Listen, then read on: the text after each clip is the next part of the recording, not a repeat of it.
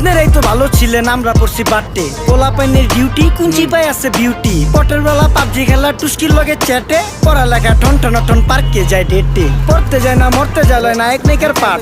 চিপাই চাপাই restaurant আর VIP flat. এই শহরে খেলাধুলার নায়িকা কোনো মাঠ। বাচ্চা লেয়া মসজিদ গেলে বুইরারা দেয় ঘাট।